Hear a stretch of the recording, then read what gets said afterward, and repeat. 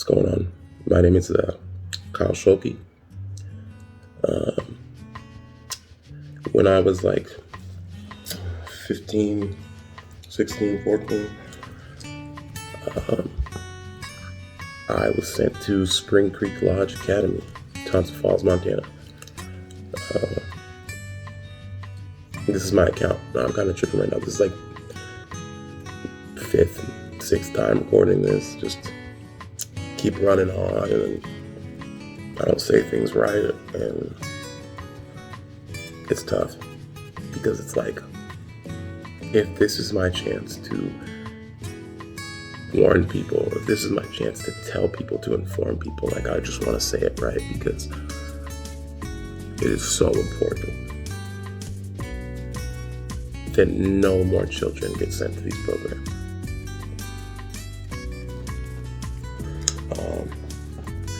I just watched Sky's first-hand survivor story, and for someone like myself who, to this day, feels alone and doesn't relate to anybody,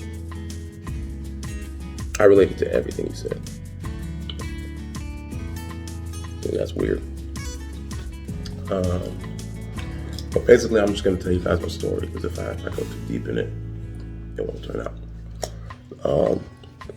So I was a bad kid. No, I was a bad kid, man. Like, I was selling drugs, smoking weed.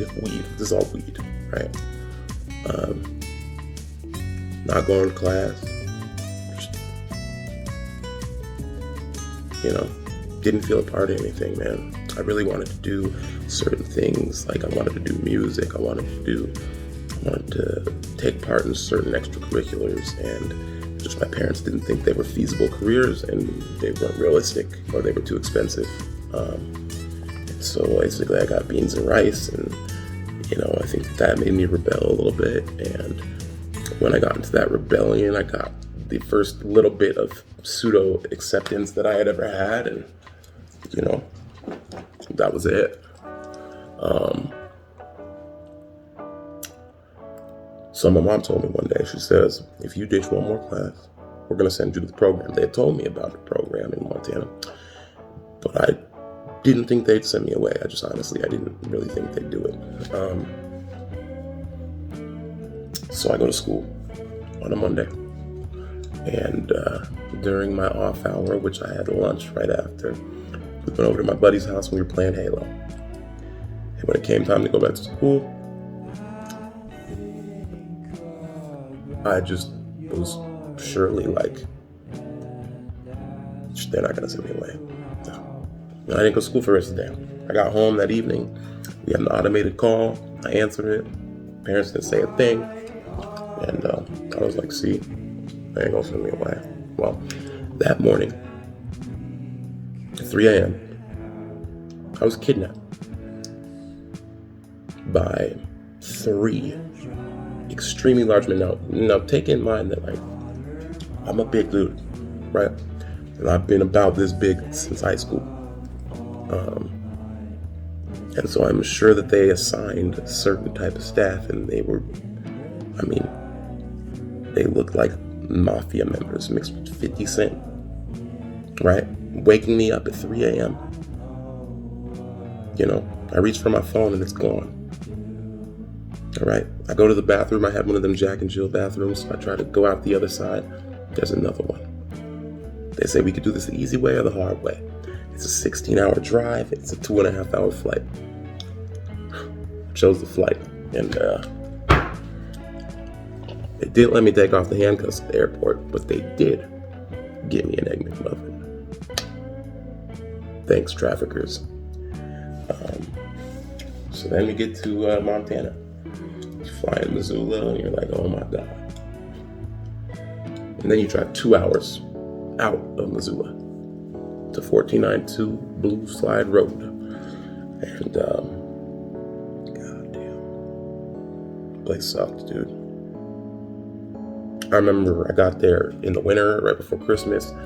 They were having like a Christmas program. I hadn't talked to my parents in a couple weeks. I was still in the mode of like, I just need to talk to my parents so I can tell them what's going on here. so I can go home. I thought that was really gonna happen. And it was like the Christmas program, some shit. And it was the first time I cried when I was there. And there was another child by the name of Curtis Mahaffey. What's up, Curtis? Obviously, you got to make fun of the crying kid. And we got in a fight, That was luckily one of the only times that I got beat up by the staff there. It was one of 2 times that I got put in intervention, or the Hobbit is what we called it, which was a cement room, right? I mean, you've seen the pictures of it. If you haven't, go look. But it's a cement room that's about red line, about 3 feet from the back. And the staff used to tell us that based on federal law, if we cross that red line, they are legally allowed to do whatever they have to do to get us on the other side of that red line. And these are all like teenage boys that they strip down to their underwear and do this. Yeah. I mean, 14, 15, 13. Yeah. So after getting my ass beat by some Larry the Cable Guy ass motherfuckers, I was now like hyperventilating, crying in intervention. That was the first time like I had been beat up like by someone, like not a peer, by like just like handled by 2 men, and like the first time you feel that violation and that helplessness, and usually you have like your parents, your family to go to. I had like 4 cement walls and about 1.5 feet in front of me. But I remember thinking right then and there, man, I do, that I'm going to do whatever it takes to get out of here. Fake, lie, cheat, steal, whatever. And I did. And I graduated Spring Creek, second fastest at that time had ever been done. And Sky said something about how he wishes that he was able to stand up to it and not break. And you can't, as much as I was conscious of my breaking and I was conscious of trying to play the system, the methods that they have to break children down, infallible.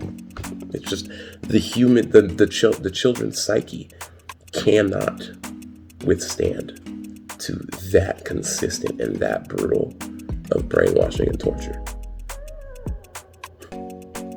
Our minds aren't compatible. They can't fathom, Wait 3 months to talk to my parents. When I do, they've been hearing from the family representative how much I love it there, how good of a time I've been having, and yada, yada, yada. So I was one of the trainers for most of the time I was there. Like I said, I was one of the higher ranks. And that was crazy because that was 24/7, like judge and executioner, right? Because you get points every day, right? If you lose more than 50 points a day, that's basically adding a day on to your sentence, okay? And as the trainer, I had to tally consequences, tally people's scores, right? And so on one hand, I want to be accepted by my peers, and I'm a teenager. And so acceptance is a big deal, and I'm a biracial, teenager, and I am adopted. I have all sorts of identity crisis. And it was hell. It was hell, man.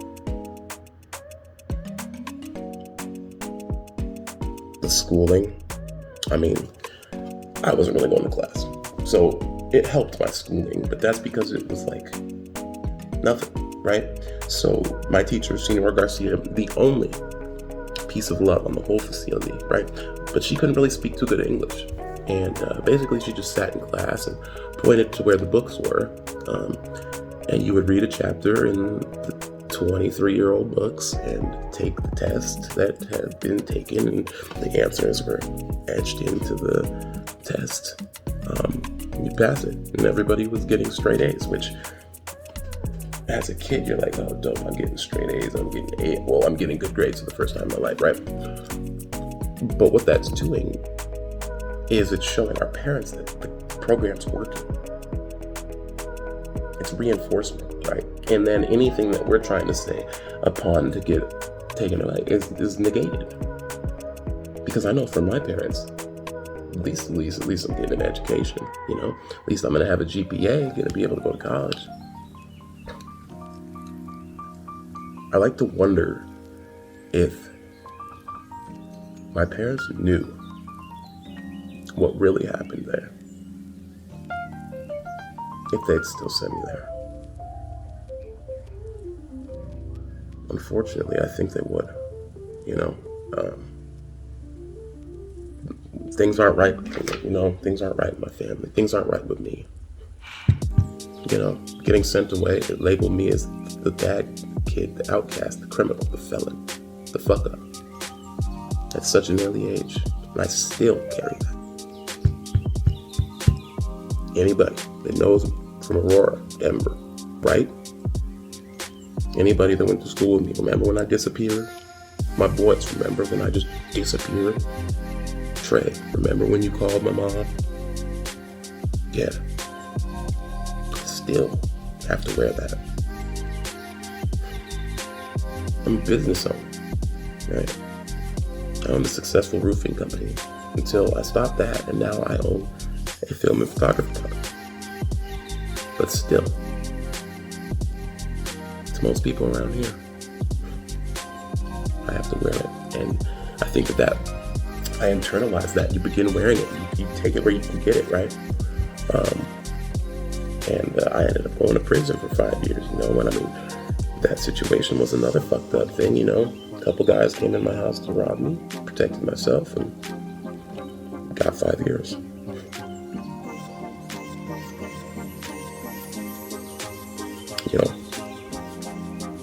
This right here saved my life. I had my wife in. Because I realized the person I am today, the person you see before you, the artist, the photographer, the filmmaker, right? I've always been that person. But there's always, to this day, still someone telling me that that's not who you should be. Just 33 years prior, I cared. And now that I'm truly being me, initially I want to be happy, but I second guess it because of the unapproval of people that seem like they're jealous for my happiness. I don't know. Back on topic. I'm making a documentary, okay? Because breaking the silence is great, right? Sharing this is an absolute necessity and needs to happen. But we need to push it further. Like you said, Scott, there's thousands of us. And here's the deal. I don't want a lawsuit. I don't want jail time. I don't want nothing like that, I want to talk to Cameron and Chafin Pone. And I want to say now that I'm a grown up. I'm a grown ass man just like you. Why? Are you really just greedy? Are you a sicko? Why? And what do you have to say to me now? If you want to be a part of this documentary, I would love that. I'd love that. I'm going to try to orchestrate a large get-together of survivors that are willing. And, I'm also going to try to get some answers from the other side, man. I'm not afraid to stand up, man. That place put me through a lot of torture and a lot of pain, and the scars that I wore out of that facility ended up putting me through even more. And so there's not really much that's going to hurt me now. Not worse than I can. So, man, hey, for all the survivors out there, hey, you did it. Hey, you did it. You're still drawing breath. We won, right? And so now Now it's our turn, huh? This could be good for me.